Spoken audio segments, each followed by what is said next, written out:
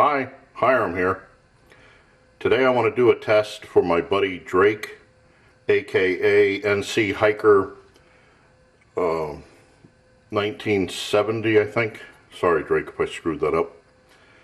He was asking about the Heineken pot on the WetFire.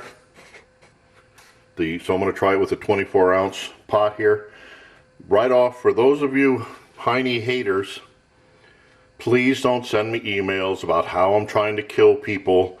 Yes, I know there's a liner in there, but if you don't cook this thing off without water in it, it should be relatively safe. But what in this life isn't safe? Or is safe, I should say. Anyway, please don't email me, I know. Gonna do it with Esbit. New cube here. Open this up. Get this started. Now I've been told, like I said it on one of the last video,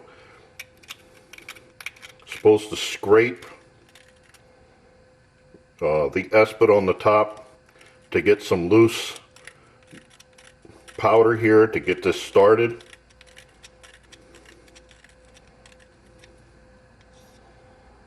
Okay. Put it in the WetFire stove, which it's amazing how it fits in there. I do have a piece of aluminum pan in the bottom to try to protect the WetFire from the residue that doesn't exist from these.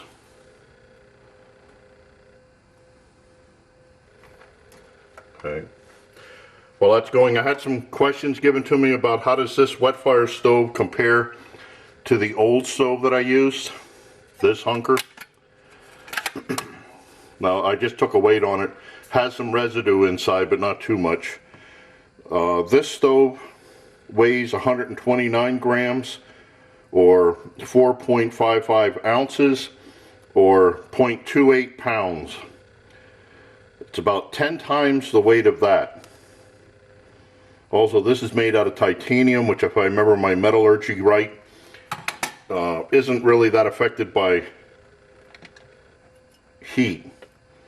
And let me start that, starting at 57 degrees. 2 cups of water, 57. What was I saying here? This weighs about 10 times what that does. So, okay. Now this does fit onto the stand. I'll take some shots from underneath here to show you how it fits in there. Okay, it's reached 60 degrees in about 25 seconds. So let's see what this does.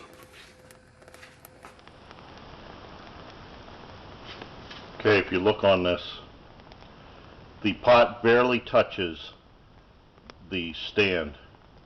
Even for the wide pot, when it's up here, it's only touching by this little point on the top.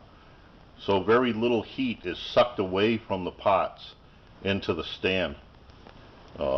Very little surface contact between them.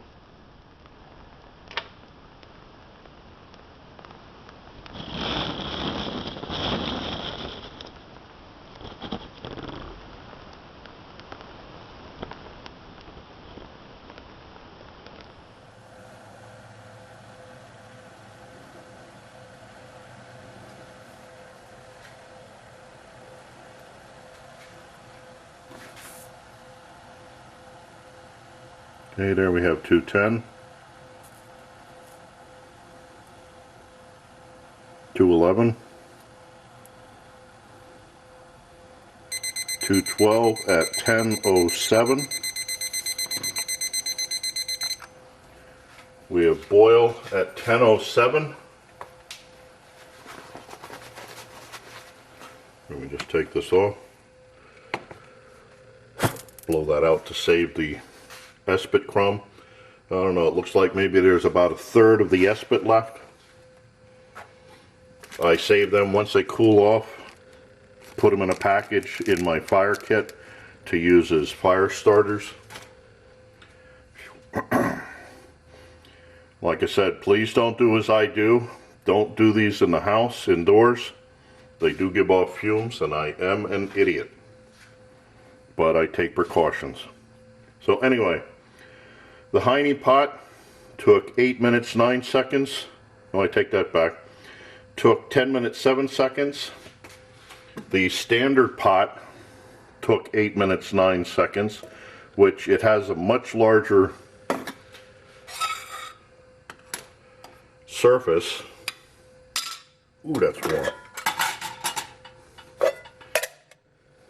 A much larger surface to, you know, exposed to the flame. So that could explain part of it.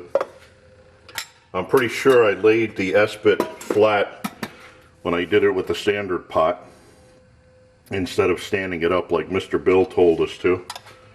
So anyway, that's the Heinie pot versus the standard one pot that I have.